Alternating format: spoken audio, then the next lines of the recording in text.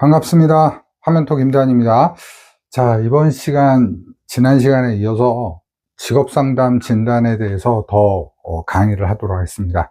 자, 지난 시간까지 굉장히 어려운 내용이었는데요. 이번 시간부터는 진단이라고 하더라도 그렇게 어려운 내용들은 아닙니다. 그래서 마음 편하게 한번 봐주시길 바라겠습니다.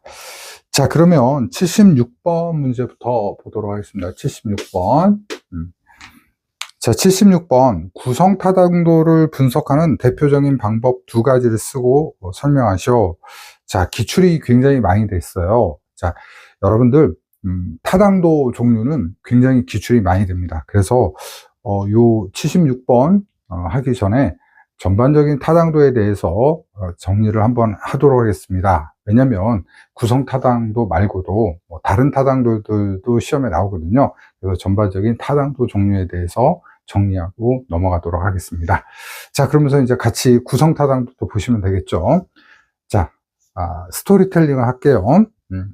타당도의 종류요. 타당도의 종류고요. 이 타당도니까 우리가 섬이라고 생각을 해보는 거예요. 타당한 섬, 타당도입니다. 자, 타당도에는 자, 여행 가이드가 있습니다. 그 여행 가이드가 이름이 준구예요. 준구. 그래서 준구 안내, 준구가 안내하고 준구 요쯤에다 쓰면 되겠다. 구 안내예요. 준구가 안내합니다. 준구가 안내한다. 타당도 가이드가 준구인데요. 이 준구가 이제 타당도 가면 안내를 해줍니다. 그런데 이 가이드가 그 타당도를 안내하면서 거기서 이제 그 예동이라는 그 타당도에 있는 주민을 만난 거예요. 그래서 얘가 바로 예동입니다. 예동이. 그래서 예동이한테 물어봤어요. 자, 예동아, 이 타당도에서 가장 전망이 좋고 경관이 좋은 데가 어디니? 이렇게 물어봤거든요. 그때 예동이가 이렇게 뭐라고 했죠? 이렇게 피식 웃는 거 있죠. 무시하듯이 치 이렇게 웃습니다. 그리고 예동이가 하는 말이 여기 섬이잖아. 섬이니까 가장 아름다운 데는 당연히 물이 있는 곳이지. 수변요. 이렇게 얘기를 했답니다. 그래서 수변요예요. 수변요. 쉽죠, 여러분? 수변요. 자, 공간이 좀 좁은데 그냥 넘어가도록 하겠습니다. 자, 이렇게 암기하시면 됩니다. 자, 다시요. 타당도라는 섬에는 준구가 안내를 하는데 가장 경관이 아름다운 곳은 예동이가 말하길 수변, 물가. 여러분 제주도도 가면은 이 바닷가를 가야죠. 그죠? 제일 좋은 데가 바닷가겠죠. 그래서 수변요. 이렇게 암기하시면 좋겠습니다. 자, 그러면 전반적으로 한번 잡아볼게요. 준거 타당도. 지난 시간에 했죠? 준거 타당도. 자, 준거 타당도는 예언 타당도하고 동시 타당도로 나눠줍니다. 그 다음에 두 번째, 구성 타당도가 있죠. 구성 타당도는 수렴 타당도하고요. 변별 타당도로 나눠집니다. 변별 타당도. 그 다음에 마지막에 요인 분석법이에요. 요인 분석법. 그 다음에 얘는 안면 타당도고요. 안면 타당도. 그 다음에 내용 타당도로 나눠진다. 자, 전반적인 설명을 하도록 하겠습니다. 어느 게 나올지 모르니까 먼저 내용 타당도부터 할게요. 내용 타당도라는 것은요, 우리가 이제 전문가 입장에서 이것이 맞다라는 거예요. 이게 요 내용으로 맞아 라고 하는 게 내용 타당도예요. 그래서 전문가 입장에서 맞다라고 생각하는 타당도예요. 그런데 이제 전문가들은 소수라서 얘를 주관적 타당도라고도 한다. 이렇게 기억하시면 되겠습니다. 자, 안면 타당도는요, 전문가가 아니라 일반인 입장이에요. 일반인들은 누구죠? 그렇죠. 시험을 치르는 수검자예요. 그래서 수검자 입장에서 이 시험이 치르고자 하는 시험이라고 생각한다면 그건 안면 타당도가 높은 거예요. 예를 들어서 직업상담사 시험을 보러 갔는데 거북선을 만든 사람을 물어봅니다. 거북선을 만든 사람을 고르시오. 이런 문제가 나왔어요. 그래서 1번에 뭐 이순신, 그 다음에 2번에 나폴레옹이에요. 나폴레옹. 그럼 여러분들 1번을 고르겠죠. 그죠? 그런데 일반인 입장에서는 이게 무슨 직업상담사 시험이야 라고 생각할 텐데 전문가 입장에서는 이렇게 생각할 수도 있다는 거죠. 그래도 한국에서 직업상담사 하려면 거북선이 만든 이순신 장군님은 알아야 되는 거 아니야? 그래서 이렇게 낼 수 있다는 겁니다. 제가 좀 비약적인 설명을 드렸는데 그렇게 이해하시면 돼요. 자, 그 다음에 이제 구성타당도 같은 경우에 우리가 개념타당도라고 해요. 무슨 얘기냐면 구성 개념을 얼마나 가지고 있는지, 얼마나 잘 포함하고 있는지 그 관계를 보는 게 구성 타당도예요. 그래서 이러한 구성 개념이란 뭐냐면 우리가 보통 상관성이 있거나 상관성이 없는 거로 나눠 볼 수가 있잖아요. 그래서 이렇게 정리해 볼 수가 있습니다. 상관성이 높은 것들이 실제로 상관성이 높다라고 한다면, 그러니까 관계에 있어 보이는 것들이 상관성이 높다라고 하면 뭐예요? 수렴 타당도는 높은 겁니다. 예를 들어서 지능이 높은 친구들이 성적이 높을 거라고 생각을 해보는 거예요. 관계가 있어 보이니까. 그래서 실제로 봤더니 지능이 높은 친구들이 성적이 높아요. 그러면 상관성이 높은 거죠. 그럼 수렴 타당도가 높은 겁니다. 자, 변별 타당도는요, 그 반대예요. 관계가 없어 보이는 것들이 상관성이 낮다면, 실제로 낮다면. 예를 들면 뭐 이런 거죠. 외모와 학업 성적이에요. 학업 성적. 근데 여러분들 이제 질투나죠. 잘생겼는데 공부도 잘해. 그럼 질투나죠. 그런 친구들이 좀 많이 우리를 힘들게 하는데, 자, 관계가 없다 이거죠. 그죠? 그러니까 외모와 성적과는 관계가 없다. 그러면 뭐예요? 변별 타당도가 높은 것이다. 이렇게 이해를 하시면 되겠습니다. 그 다음에 요인분석법은 이 상관성이 높은 것끼리 묶어주는 방법이에요. 묶는 방법이다. 묶는 법. 그래서 예를 들면 뭐 이공계 시험을 치르는데 이공계 그 과목에도 수학 과목이 있고 물리 과목이 있고 화학 과목이 있겠죠. 그죠? 그래서 수학 문제들은 수학 문제대로, 물리 문제들은 물리 문제대로, 화학 문제들은 화학 문제대로 이렇게 구별해 놓은 것을 우리가 요인 분석법이라고 한다. 이렇게 이해를 하시면 됩니다. 자, 그래서 여러분 써볼 수 있겠죠? 여기 모범 답안 있으니까요. 그 모범 답안을 참고해서 써주시면 되겠고요. 그 다음에 더 나아가기 보면 MTMM이라는 게 나와요. MTMM이 나오는데 요거는 MTMM은 여러분들 제가 한국어로 하는 것보다 영어가 더 쉽기 때문에 MTMM이라고 합니다. 뭐 이렇게 되죠. 다속성, 다측정, 방법, 행렬표. 이게 정확한 표현이에요. 암기가 더 힘들죠. 그래서 그냥 MTMM이라고 여러분 기억하시면 됩니다. MTMM은 이 수렴 타당도 하고요, 이 변별 타당도를 동시에 측정하기 위한 거예요. 그래서 25년 동안 딱 2번 나왔거든요. 2번 나왔는데 만약에 또 나오게 된다면 여러분 이렇게 쓰시면 돼요.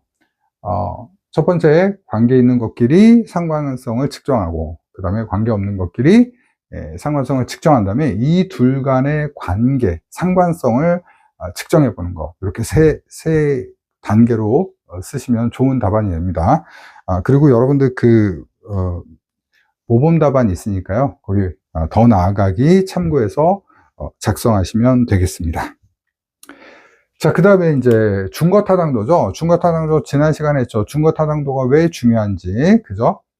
우리가 이제 참고로 하는 준거, 기준에 가깝다 이거예요. 기준에 얼마나 가까운지를 보는 건데, 즉 우리가 알선을 한다면, 예를 들어서 삼성전자에 알선을 한다면 삼성전자 근로자라는 그 기준에 맞게 우리가 알선을 해야겠죠. 그래서 현재 상태가 그 기준에 맞는지를 보는 게 동시타당도예요. 예언타당도는 미래 행위예요. 미래 행위. 예를 들어서도 많이 설명하는데요. 현재 타당도하고 미래 행위에 대한 거를 좀 얘기해 보면 이겁니다.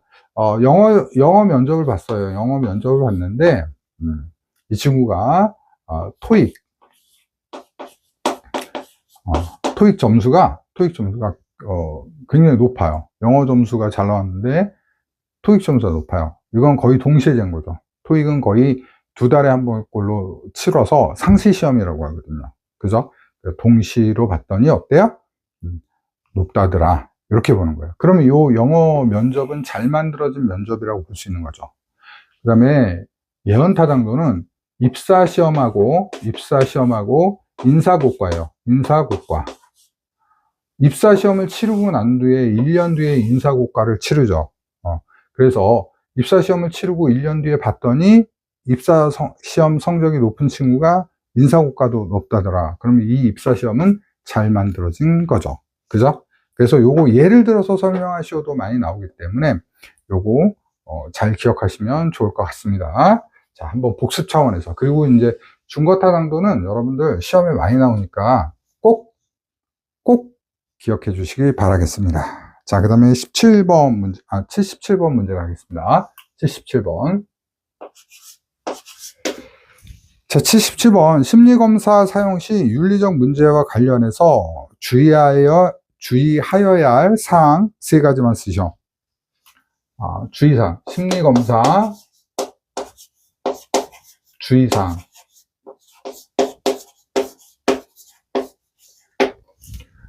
심리검사 주의사항은요, 자, 여러분, 이렇게 볼 수가 있어요. 심리검사의 주의사항, 심리검사 유의점, 심리검사 윤리적 주의사항, 이런 게 있는데, 자, 여러 가지 문제가 있지만, 실제로 여러 가지 문제가 있습니다. 답안은 한 가지로 할 수가 있어요. 한 가지로 할 수 있죠. 그럼 무슨 얘기예요? 자, 보세요. 심리검사에 유의사항이 있으면, 심리검사 사용할 때, 특별하게 이제 해석할 때 유의사항이 있겠죠. 그런데 가장 중심에 있는 건 윤리적인 거예요. 윤리적인 거. 무슨 얘기냐? 윤리적인 건 결국에 심리검사를 해석할 때 주의사항이기도 하지만 심리검사를 실시할 때 또는 심리검사의 전반적인 주의사항에 다 포함이 되겠죠. 그죠? 그러니까 윤리적 주의사항만 기억하면은 모든 문제를 다 풀 수 있는 거예요. 그래서 이런 유형으로 한 문제가 4개에서 5개 정도 있거든요. 요것만 기억하시면 끝나는 겁니다. 아셨죠? 자, 항상 제 강의 모토가 뭐죠? 그렇죠. 공부는 조금만 하고, 그죠? 점수는 많이 맞추자. 또 어떤 문제든지 대응력을 만들자. 원리만 이해하면 되는 거잖아요. 그죠? 네, 맞잖아요. 자, 그러면 제가 한번 정리를 해드리도록 하겠습니다. 심리검사를 보러 갑니다. 근데 버스를 타요. 버스를 타는데 버스 아저씨가 출발 안 합니다. 그래서 이게 물어보는 거야. 아저씨 의제 탈까요? 의제 타유? 의제 타유? 아저씨 의제 타유? 아저씨 의제 타유? 이렇게 정리하시면 되겠습니다. 첫 번째, 알기 쉬운 언어로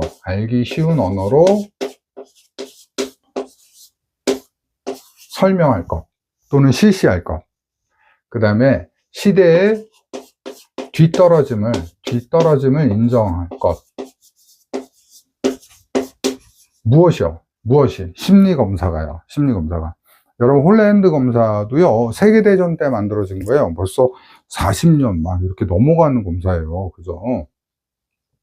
그러니까 당연히 홀랜드 검사 추천 직업에 AI 엔지니어, 개발자 이런 거 없겠죠. 그죠? 그 다음에 의뢰인의 권리를 존중할 것. 의뢰인의 권리라는 게 뭐예요? 내담자죠. 그죠? 심리검사를 의뢰한 사람이죠. 의뢰한 사람의 권리를 존중할 것. 그 다음에 심리검사의 제한점을 지적하거나 점검할 것. 제한점이라는 거는 어떤 심리검사든지 완벽한 심리검사가 없어요. 그러니까 이 심리검사 점수, 신뢰도로 따지면 신뢰도가 1인 심리검사는 존재할 수가 없는 거예요. 아셨죠? 그래서 제한점을 얘기한다. 그 다음에 타당도가 높은 표준화된 심리검사를 사용할 것. 표준화 심리검사를 사용할 것. 그 다음에 마지막으로 유자격자나 교육을 받은 사람이 실시할 것. 아무리 간단한 심리검사라도 자격이 없거나 그 다음에 교육을 받지 않은 사람이 실시하지 말라는 거죠. 그죠? 비전문가가 실시하지 말아라. 이렇게 정리하시면 되겠습니다.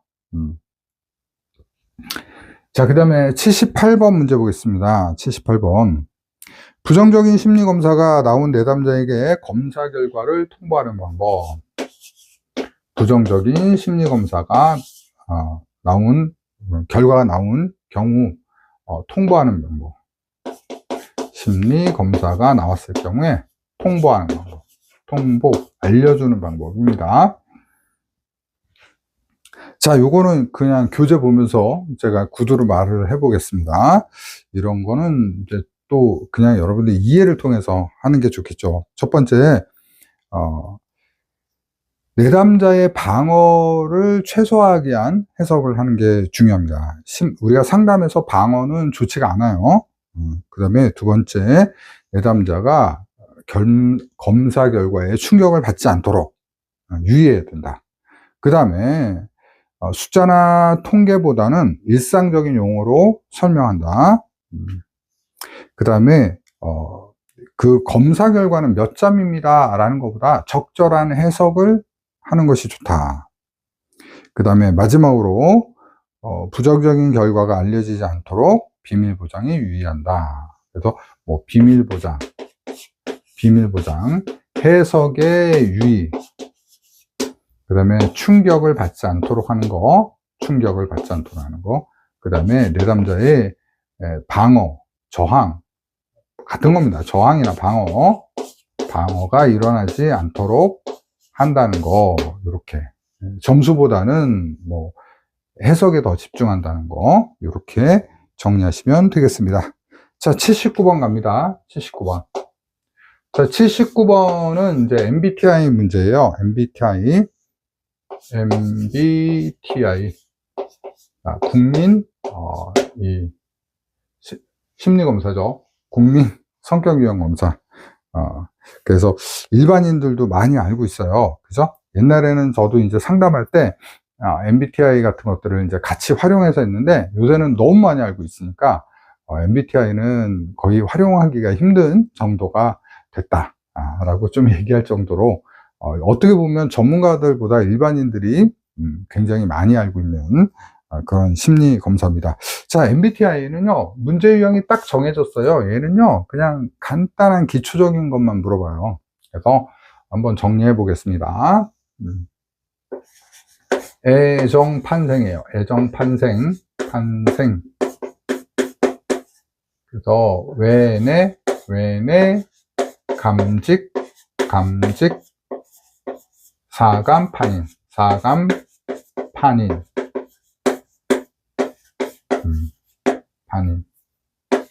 이렇게 암기를 하셔야죠. 그죠? 그래서 첫 번째, 에너지의 방향이요. 외향인지, 내향인지.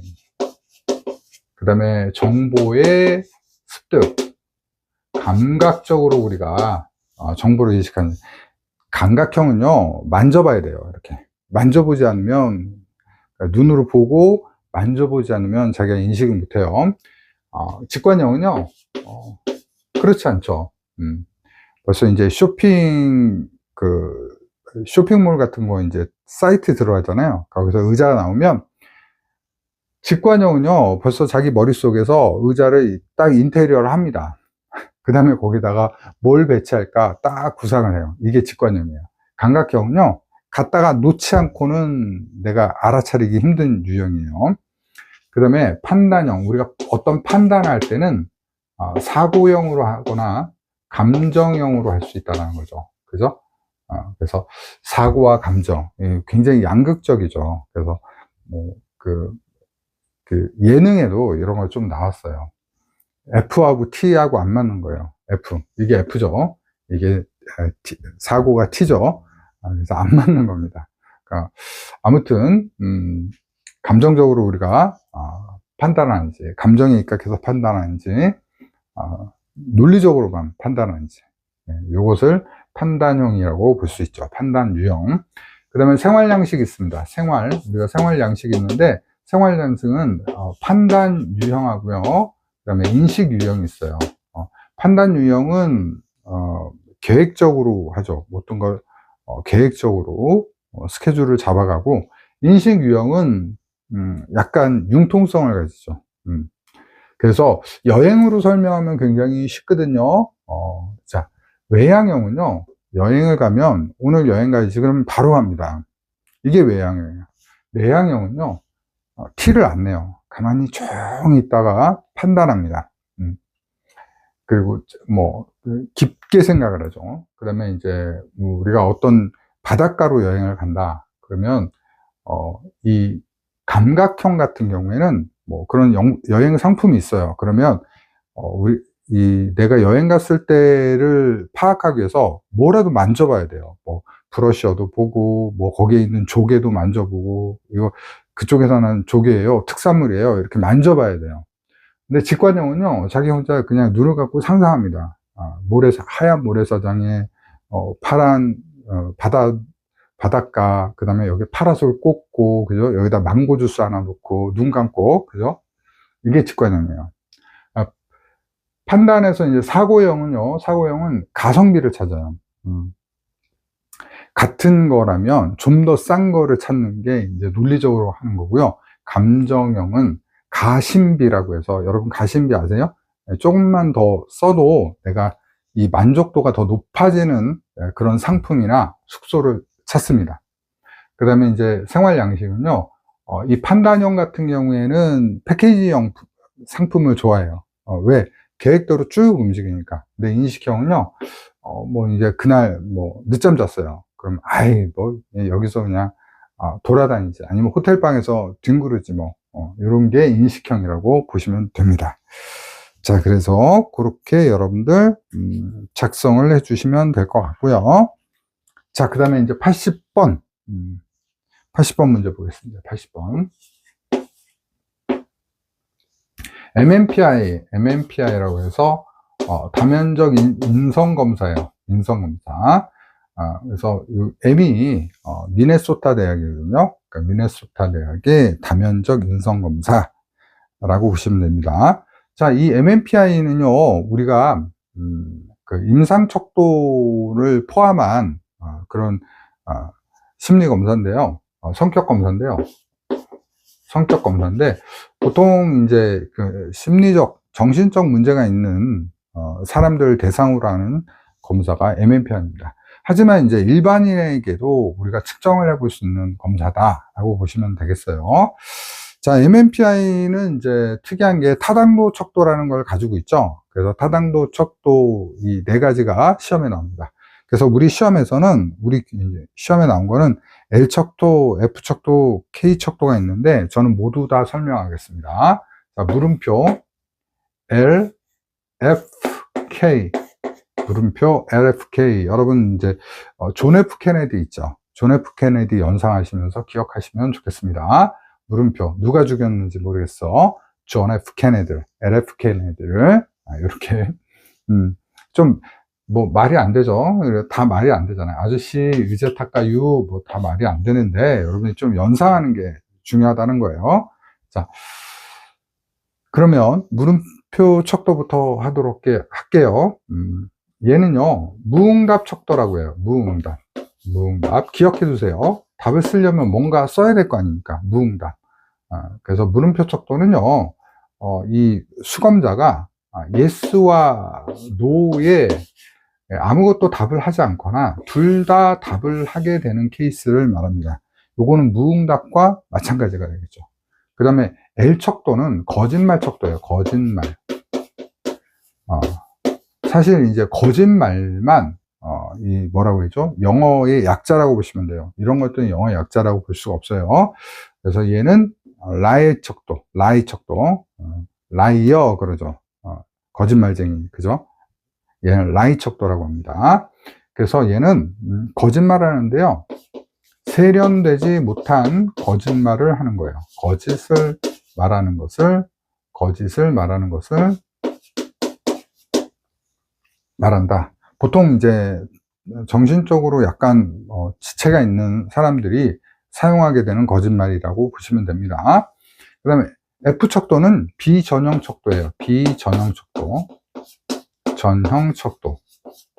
비전형 척도는 뭐냐면 일반인하고 좀 다르게 나타나는, 일반인보다 더 강한 자극을 보내거나 일반인에 비해서 상당히 낮은 자극을 보내는 것을 우리가 말해요. 체크할 때.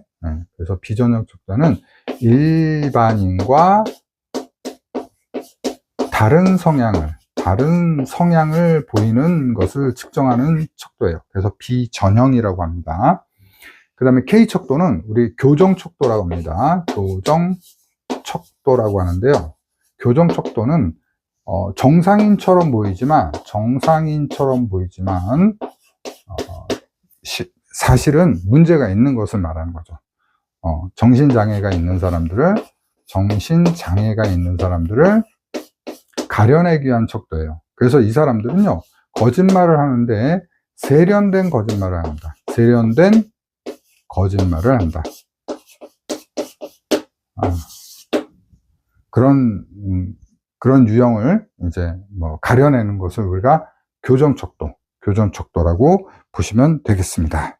자, 이렇게 해서 80번 문제까지 풀어봤고요. 지난 시간 좀 어려운데 요거는 조금 쉬었죠, 그죠? 그래요, 여러분들. 이게 우리가 포기하지 않고 계속 하다 보면 어려운 그 파트도 있고 쉬운 파트도 나타나기 마련입니다. 자, 여러분들 희망을 잃지 않고 저하고 함께 계속해서 공부해 주셨으면 감사합니다. 자, 이번 시간도 저하고 함께 해 주셔서 감사합니다. 저는 다음 시간에 뵙도록 하겠습니다. 감사합니다.